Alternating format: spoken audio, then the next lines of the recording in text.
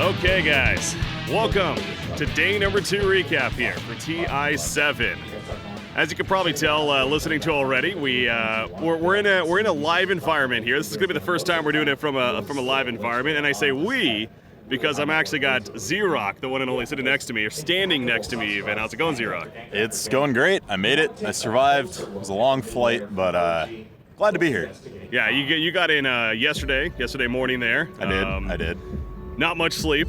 None. From what I tell and heard even. But and then went till midnight last night still. You somehow grinded it. I don't know how you're alive right now. Yeah, it was about a 40-hour stretch total. Yeah, but we survived. Slept last night. You got some rest, and now you got a beer, in hand, ready to go. Yeah, I kind of feel degenerate. It's 11:30 in the morning, but, that's TI.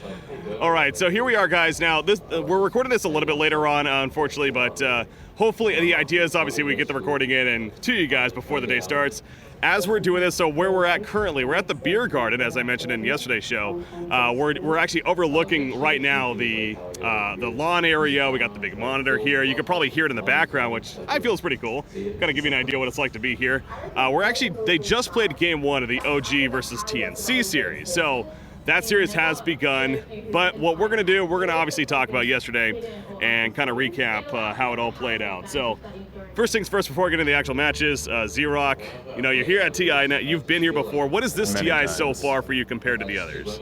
Honestly, it's very similar. The downside is we have a lot of unexpected results from yesterday. Yeah. And so I think the atmosphere changes a lot coming into today, as a lot of people's favorite team got knocked out yesterday, as there's just been a bit of change of pace. But I love being at TI. The lawn is probably one of the coolest places to hang out.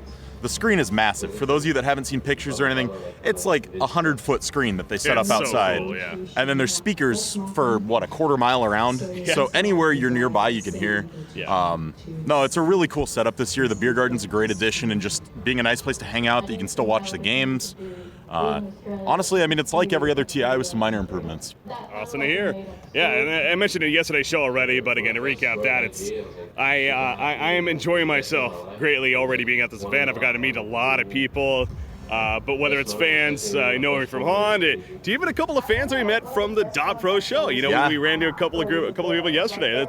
It's really cool to see that. So shout out to you guys if you are listening to this one. And a special shout out to the one fan that when I introduced myself after break, he said, "Oh yeah, the real host of the DotPro show." I know. That was great. Yeah. We'll see. Anyway, so we got the matches here. We'll just kind of quickly go past that topic there. No, I'm fine going co-host. All right. I think at this point that's pretty much a thing. That was so funny. So yesterday we had some interesting results. Now we did. Interesting, kind of not really. So we'll start from the beginning here. It kicked off with the winner bracket matches, of course. LFY versus TNC. That was the first match of the night, the day even. And honestly, this was a big game to me because after LFY had the performance they did in groups, but they really weren't a strong favorite going into the groups in the first place, I wondered if that momentum would carry over to the main stage. Yeah. There's a big difference between playing in your hotel room and somewhere you're comfortable versus being out in front of thousands of people and having to play live. But they showed up. LFY, we've seen it before in previous TIs as well, where teams that do very good in the group stages, they flounder. They don't do as well in the main event. It kind of goes to your point, when you're on that main stage, it is a different environment, no doubt. So just like you, and I'm sure many people out there were very curious, were they going to be able to keep that? Again, TNC is a team that I've been hyping up quite a bit going into this event, obviously. Yep. And I think for good reason. They've shown that through the group stages. And even in this series, I think they showed glimpses of what we should expect from them. But the end result, LFY did win it 2-0. Now, the first game, it did last a little over an hour, actually. So that first game was painful to watch. Yeah. Naga got to the early Ags pulled from the Alchemist. That's right. And it was a little bit odd that I think it was the first Ags pull, too. I think she got the very first one on that roster. And that was weird to me until I realized, well, that could be good, but Naga ended up not getting any positioning items. If she went Blink, it totally changes that game, because once you have an Ags and a Blink on Naga, you song first, Blink in, and basically that means every time Puck would coil, Naga could have song Blinked, And then if all 5 of the other team didn't BKB as the coil comes in, you just make coil useless. Yeah. And after that, their initiation was bad. I like the idea of the Ags on Naga. Naga was a support, to be very clear on that. It wasn't a core Naga, but it was a support Naga. As you mentioned, Alchemist in the hands of Cuckoo there, I believe it was. He was playing it, and yeah, the first Ags he decided to give it to Naga. Now, Naga's heal effect on that is a very, very powerful one, but you're right. With the positioning, the lack of positioning, it's hard to really make the best use of that, and we saw it in several fights. Well, the cast point on Song is so long that you want to be able to use it somewhere safe and then still get a good effect of the heal and the actual sleep. And without a way to move in the fight, it was very difficult for her to do that. There were still a couple great ones, but they just killed.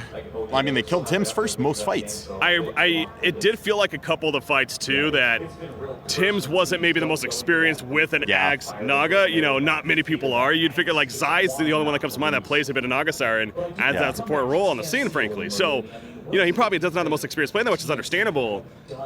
He was using it very early on in fights, I noticed too, to where like it didn't really have that heal impact that you're really looking for. You know, it's a very fine line. I understand that, but it seemed like as soon as like an initiation started, he would pop it, and it's like maybe somebody took like 20% damage, and sure it would heal them up, but you're not really getting much, if any, use out of it. And it's fine to use that if you're going to be set up to counter initiate, if you want to use it that way. If you're going to stop an initiation and then go right back into them after the sleep, but they'd use that and then run away and then get picked off on the back. And now I will say, for anyone who actually watched that game live or didn't, the turning point was legitimately Inflame was the last one alive on LFY. That's right. And he shoved down mid, where TNC was taking bottom racks and looked to be in a very good position, and he ended up getting a full trade on it because the Jakiro couldn't hold him off.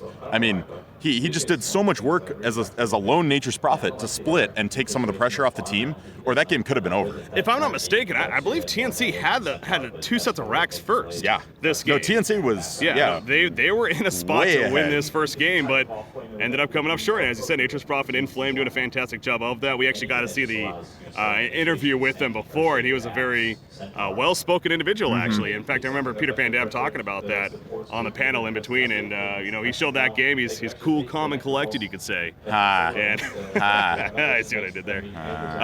And yeah, he was definitely a big reason for the success. And then game 2, it was a little more of a statement game from LFY. It was like, okay, now we got our jitters out, whatever. We are the dominant team here. We're one of the favorites now. We're showing this. They took out TNC pretty easily, pretty handily in game 2. Yep. Not much else there, really. In fact, Inflame did again Nature's Prophet once again. He went 7-1-12. I'm looking at right here. And honestly, I talked to Moo about this when I came in yesterday, and I said Nature's Prophet seems underpicked right now. Yeah. And he kind of had the same thought, that it doesn't scale super well into the ultra late game as a core, but the amount of work he can do if he's smart and plays around the map. Yeah. I mean, the split push is still a thing. Yeah, we're not in a rap meta, but you can do so much if you can live and your team gets wiped as a Nature's Prophet. Yeah.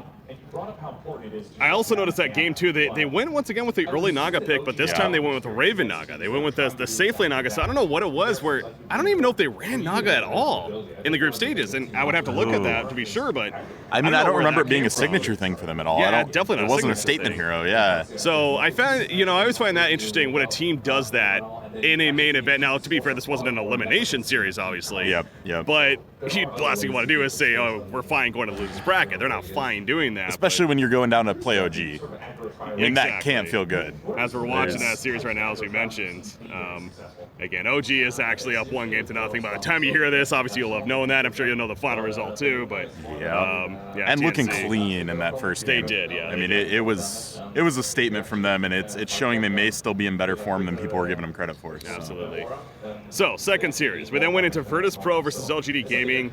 This was a thrashing. I mean, there's no other way around it. This is VP showing they are in form and looking to be the top dogs in this tournament. Thank God, too. Yeah. Because if LGD won this, it would have been an all-4 winner bracket China 4. And I'm not, I don't mind seeing Chinese teams doing well, but I've been making the point going into this event that I've not been expecting a lot out of China for good reason. Yeah, and then they show up. They're making me look stupid now. But I will say, whether you like China or not, a China-on-China final as a spectator at the Key Arena hurts it. The finals are so much less hype than if there is an OG or an EG there. Like, the crowd goes absolutely nuts. The third place game last year where DC played, That was the loudest game I ever heard. And then they went into the finals. Wings obviously beat them, but I mean that third place game where they won, we were shaking the arena with how loud it was. Insane. Virtus Pro. But yeah, about the game. about the actual games.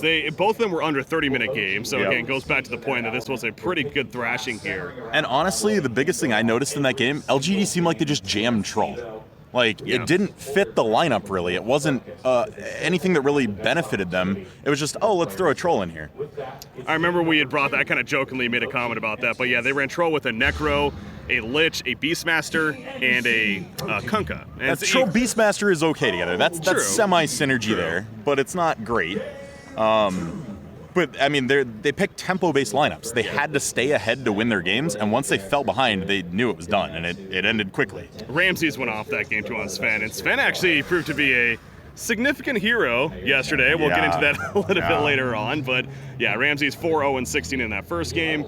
And then game number 2, pulling it up here real quickly to refresh. Oh, and yeah, Chen, that's right. The Chen did work for Chen VP. in game 2. And it wasn't like what you used to expect from Chen's, where it was the first couple minutes of the game where he's running around and doing everything. Yeah, he got 1 or 2 good ganks off, but he wasn't dominant in the early game. But the second he got the Ags and started grabbing Ancient Creeps, he was just nuts.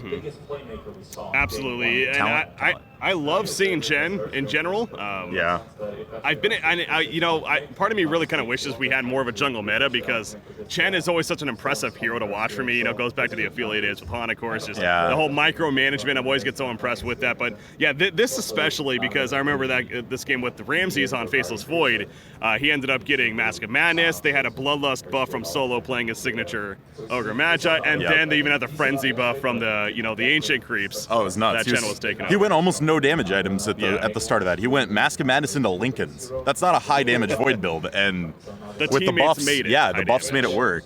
They did a good job building around that, and they looked clean. They really did. So, Virtus Pro, America's last hope going forward, right? America's last hope. Yep.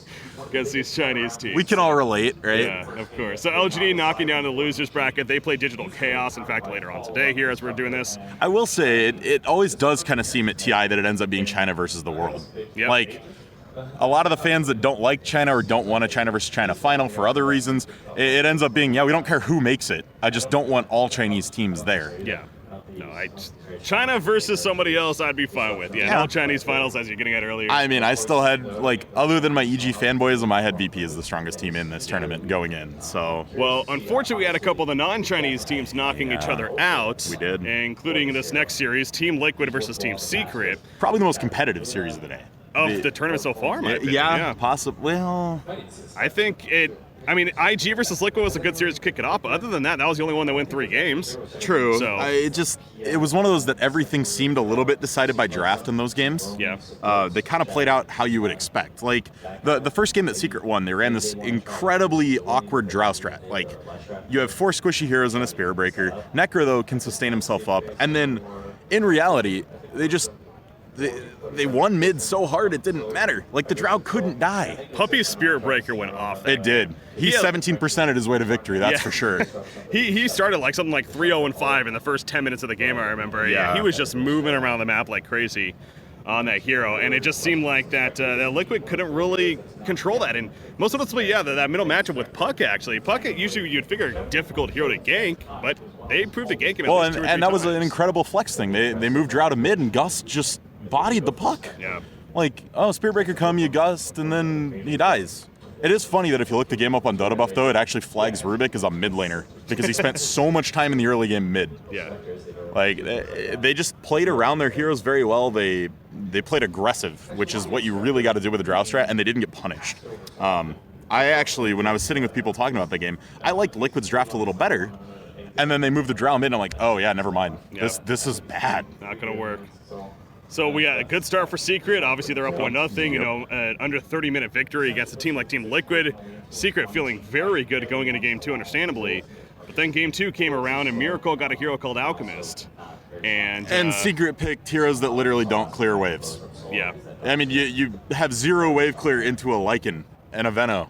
You're going to lose buildings. Yeah. They just hemorrhaged such a lead at the start. They could never get a foothold in the game because they couldn't defend their buildings. Chaos Knight seemed very underwhelming here for Team Secret. MP playing the Chaos Knight. They went him with a Phantom Lancer, actually, so they went this heavy illusion strategy, but Chaos Knight more so again, just felt he wasn't really getting any kind of a start. Yeah, and I mean, it just came down to the fact they lost so much map control so fast, and if you don't have a way to defend your buildings and you seed your jungle that early, you can't do anything. Yeah. So then we get the series tied up at 1 apiece. We go into game number 3 right here with everything on the line, elimination on the line. We had Secret go back to the Spear Breaker for Puppey. Obviously, it worked so well that first game. Yapster got his signature Rubik pickup and everything. Yeah, I mean, they basically got a secret draft. The only thing that felt kind of weird there was the Nature's Prophet. Yeah, Kezu playing it there. Yeah, it was just, Kezu likes to be the one that goes in, and NP's not really a go-in hero. Yeah. That's not his. I kind of agree. I don't think Kezu as this rat farming player. He is more of he wants to initiate, wants to get stuff done.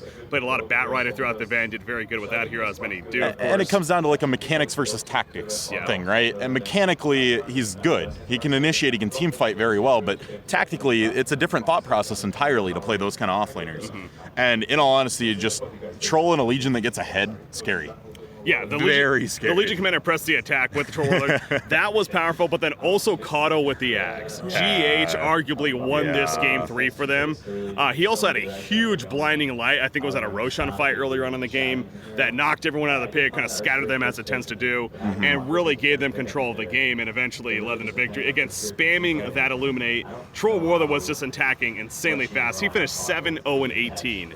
Did Miracle on Troll Warlord. And honestly, you got to see the risk of picking Spirit Breaker as a roamer. If he doesn't connect in the early game, he falls flat. Yeah. I mean, it gets very, very bad very quickly. Every gank he tried, he would charge, he'd die, and then sometimes they get 2 for nothing. And then you just can't do anything. So, in the end, Liquid staying alive. I know for a lot of people that makes them happy.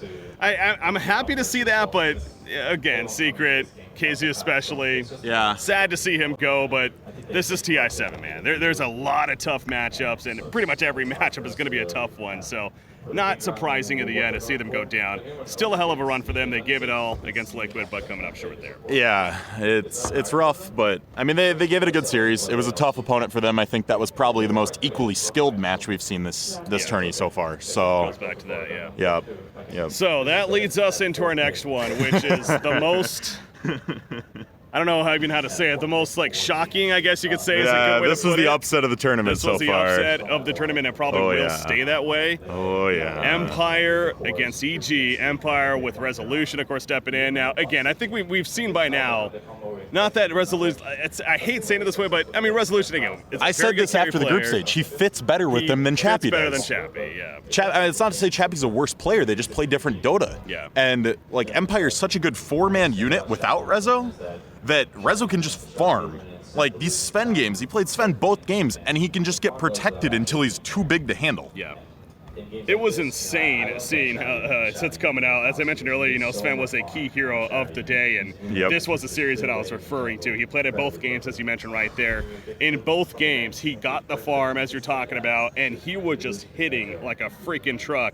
And it just didn't seem like EG can combat it. I mean, even in the first game, they had the Phantom Lancer pick up right there, but of course his illusions were just melting to Sven. So his impact seemed pretty minimal as a result. I'm not exactly sure how the draft played out there, but I don't know. I mean, do you really remember anything from the game 1 especially that kind of stands out as where yes. it went wrong And for EG? I'll say this across both of them. They picked Wyvern as a Sven counter. And it's not inherently bad against Sven, but you're not going to stop him from one-shotting someone. You're not going to stop the Blink Bolt, double Echo hit, and somebody dies. That's going to happen inevitably unless you go Blinker Force and you play aggressive on Wyvern. And the issue that I've had every time EG's ran Wyvern to date is they play it reactively. They want to wait till there's a huge clump and then Wyvern ult and then W after it and go on it and play this very reactive. Cold Embrace someone after something happens. If Crit went a Blink or a Force and just aggressively dove and just, hey, yeah, I can get these 2 people in a Winter's Curse now. We start the fight. If you can make Sven involved in that in any way, he doesn't get that clean God Strength from Fog, Blink, Stormbolt, kill somebody. Yeah. You got to disrupt his game plan to actually make that work. And he rushed Glimmer both games on Wyvern, and both games he couldn't get a reasonable ult off. Yeah. Cold Embrace will not save you against the Sven for the open of the fight. Yeah. You are going to die. he was able to do damage through it, and that showed off in that fight in the game even. So Empire taking the first game right there. All of a sudden EG's backs are against the wall. Yep. And then you have game number 2 draft, and again, Sven being such a big hero in that first game, I'm not saying I would have expected them to ban out the hero in the first 2 bans, but they did let it go through even the second 2 bans as well. It was a 4th pick coming out from Empire, and same story really. Resolution once again got the farm, a little bit different lineup built around him. They also got their hands on Nyx Assassin though, which again has been a very, very high tier pick, arguably the best pick of this tournament. But that game was FN, man. That game, that Potom did so much work. I mean, it was solo killing heroes just constantly. It was a beast. And honestly, EG went kind of greedy. You picked a Terrorblade, NP, both relatively squishy farmers, and then Puck in this day and age wants to just get Midas get to 25. Like, that's generally what they want to do. And, he forgoes that, but it fell flat to me. Like, it was so squishy, and it didn't have options once the Sven got big. Arteezy had some big sunders throughout. I remember seeing that, but again, as you mentioned, FN on the Moran, and I'm glad you kind of brought that up because obviously, as we're getting at, guys, Empire did win the series 2 games to nothing. That did, well, of course, was a huge upset. A lot of tweets were going on after the fact and different emotions, but when they're talking about Empire, they're talking about just Resolution, being this carry for the team, and he's the reason. I understand that perspective, but I also think it's worth, and this is why I tweeted this out, that Empire was a good team coming into this. It's not they were a complete, shit show of a team that we didn't expect to do anything. Rezo didn't make TI. Exactly, that is a part of it there. I would have expected Empire to do okay in this event, but we will never know, right? Like that's the best way to put it. My ultimate point is, though, these players around Resolution are very good players. They all deserve credit. They're literally playing almost every game as a 4 protect 1. Yeah. In the fact that those 4 that have experience playing each other are moving around the map and taking team fights and giving Rezo all the space he needs. And we saw last year, he'll take advantage of that space very well. Yeah. But as a group, they're still playing incredibly well. I'm really curious to see what they can do going forward because, this is the dark horse we have left at this point. I don't think anyone expected this deep of Rome. Nevertheless, having to play EG this early and beating them 2-0. They're the DC of this year. They're the DC. They're the ones. Isn't DC the DC of this year? If they beat LGD, maybe. Okay. We'll see. All right. We'll see. We'll see in a few hours here. Empire will play Liquid now, though. Of course. Again, everyone was looking forward to that EG Liquid matchup. Obviously not the case, but hell, Empire with it. I remember seeing a tweet. It's like, oh well, now Liquid's going to crush Empire. I'm like, that's going to be an interesting matchup because I don't think Rezo can get the space he's gotten to date in this tournament. I think Liquid plays a little too fast for him to do a 4 protect 1, relax, get 2 items, 3 items before you help. I think he's going to have to play a more 5-man strategy, and this is a time where Chappie may slot in better than Rezo. But we're going to get to see it put to the test finally. Do they ban Sven, you think, at least in the second tier of bans? I don't think so. I think Liquid plays so fast that you ignore the Sven because if you're pressuring him and making him come to fights, he's not farming his Ancients. He's not coming out at 20 minutes with Blink Echo Mom. Yeah. So I really don't think you ban it if you're Liquid. I think you're actually glad if they pick that. Okay. Well, that'll be happening later on today. No, that's going to be happening tomorrow, I believe. Yeah, that'll be happening tomorrow as we're recording this. So we got a little bit of time to absorb that and get ready for it. But yeah, and then that kind of leads us into just quick previews of today. As we mentioned, OG. Oh, one thing I actually want to go about the EG Empire series. Sure. Obviously at the end there, and this was definitely heavily talked about after the fact too. We got to see raw emotion. We got to see raw emotion of EGS players hanging their heads in the hallway. The camera now, I appreciate the production doing that, and I think it's good to get that because it's important for us to see, how much this means to these players. I do feel like that they kept the camera on a little bit too long at points on the players. Yeah. But at least for the 2-3 seconds, just to give us that idea of this really hurts. This really hurts them, and understandably so because they had all this pressure on them. They had all these expectations of once again, being a top 3 as they've done these previous 3 TIs. And I gotta make a bit of a bolder statement here about that because a lot of people on Twitter are blowing up saying they shouldn't be doing the loser interviews or they shouldn't be doing the camera going on them after they lose and that it's such a heartbreaking moment. But in the end, this is an entertainment industry. Yeah. That is what this is. It only exists because of the fans and the sponsors and the things like that. And that's a piece of it. Yeah. It sucks, but no one's going to look down on you if you're bawling your eyes out after you lost TI. It is what it is. They understand. And I get it sucks to be seen when you're vulnerable like that. It's rough, but it's part of it. It just is. And Machine has the toughest job here at doing those exit interviews, but I'm with you 100%. I think they're important to at least get the... Because I've seen comments even made, at least wait a day to do it.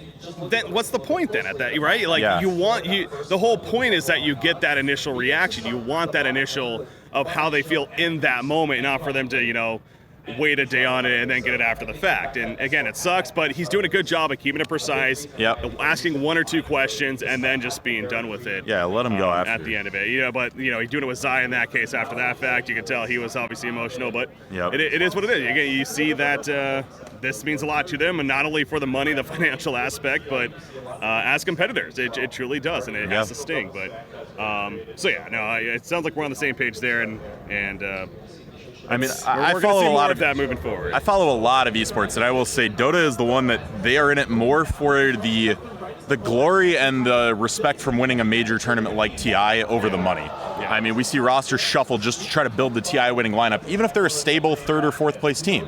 So this is their world right now. But it is an important piece of it, and it's just part of the job. So, quick previews right here of today, what's coming up. TNC versus OG, as we mentioned, we're watching game 2, in fact, right now. OG's up 1-0 here. OG actually got Naga for themselves. Is it actually a core Naga? Yeah, it is. It is a carry Naga. The mid TA is kind of off meta right now, so we're going to see how that one plays out. Yeah, on a TA here, so chance to carry there. But as far as TNC, they currently have a Luna pick. Anyways, point is, I don't think anyone's going to be surprised if OG 2-0's this series. Again, they're still my team. I'm sticking with. I'm not going to change just because of the early losers bracket. But this is a hard matchup for me personally, too, because, again, we have two not only good teams going at it, but I've also had a lot of praise for TNC, as I mentioned before. Sure. But I think this is where the end of the road will be for TNC. It was an unfortunate draw. I mean, that's just what it is. The losers bracket has become so tough in this kind of tournament because you just have these deadly teams left. Like, it's not that there's just some good teams. They're all deadly at this point. You had EG, which is now out by Empire. You have, Liquid's now coming through. I mean, you just have all these teams that could just 2-0 you in an hour total. Yeah. LGD versus Digital Chaos. That's the next one here. Another elimination match. I think it's as much as that sucks to say. Obviously, I'm leaning towards LGD here as far as my brain telling me that. I am too. That's not to say that it's 80-90%, but they're definitely the favored team for sure. Yeah. I really want to see some interesting drafts come out of DC. I think they need to pull something out of left field to beat them in a best of 3. Yeah. I do. Is it safe to say that DC's maybe been a little more impressive than you expected from them coming in? Yeah, they're still in the tournament. That's already more impressive than I kind of thought. Okay. If they beat LGD, maybe they're getting to that point then. Yeah. Okay. Yeah. No, if they beat LGD and the games look good, I might feel a little better about them going forward. It's just their bad games have been so bad that I'm a little worried because you have to be consistent when you get talking up to this late in the tournament. You can't afford to have a throwaway game and then have to 2-0. I'm still waiting for the Abed Meepo, man. Yeah, I am too. It's bound to come. That's really the question. Has to come here. Okay, so then later on today as well, that's going to be followed by both the winner bracket semifinals. Of course, it kicks off with Newbie versus IG. A couple of China teams going at it. I don't know, man. I got Newbie all the way there. You have Newbie going? Okay. If I just saw this on paper without knowing the previous results, how they played, I would go with Newbie as well. But IG, even though it was 2-1, they could have 2-0'd that series. They looked very good against a strong Liquid team. Yeah. I once again now have a little more more push behind them as they kind of had at the Kiev major, DAC when they won that. They seem like that team of old. Burning seems like he's... that's the thing. Is Burning going to show up today? Yeah. That's really it. If Burning's hungry and playing well, then, it will tilt the odds drastically in their favor. But when Burning doesn't show up, games get very, very hard. Yeah. So we got that one there, and then we got LGD Forever Young versus Virtus Pro. Yeah. I want Virtus Pro, but LFY is the hot team of the tournament. This is LFY's test. Even if they don't win the series, taking a game off VP is a sign of life against, chink in the armor against the insurmountable VP right now. Yeah. That's going to be my question. I don't expect LFY to win that series. If they do, It's bordering on, well, not quite as big as Empire EG, but it's still a big upset if LFY takes that series. With how Virtus Pro looked yesterday, especially too, or whenever they played. And just the pedigree of the teams at this point, honestly. But yeah, we'll have to see. That's definitely an interesting series. It's going to be the last one to wrap up the day. Yeah, going to be a fun one to close it out. At this point, getting to that point, you've already guaranteed yourself $1 million of that prize pool, which is insane. But there's still work to be done. Obviously, you're guaranteed top 6. You want that top spot, though. And all these teams, with the way they're looking, there is that potential. So that's going to round out the day, though. And I believe we may be watching the last series from Gamma Ray Games, huh? Later on today, yeah. That's 7:30. It's definitely still going to be going. Okay. I believe that's what I was told. But. Okay. Well, actually, speaking of that, guys, if you're listening to this, we are going to be doing a DotP meetup later on today at Gamma Ray Gaming, you said? Yeah, Gamma Ray Games. Basically, it's a board game shop that serves beer. Nice. So nice. I also might head over to, I know BTS might be having a get-together tonight as well. So interesting. I'm not exactly sure on the details on that, but for ours, just follow the Twitter. I'm sure there'll be a post made. Definitely do that. Hopefully you listen to this before the night. I can't imagine too many people here are going to be listening to this before it, but wanted to get out there. I imagine we're going to do the recap tonight for tomorrow. Yeah, maybe. We could probably just do it at the end of the night if we're around. We'll see, but we'll try to get it out a little earlier.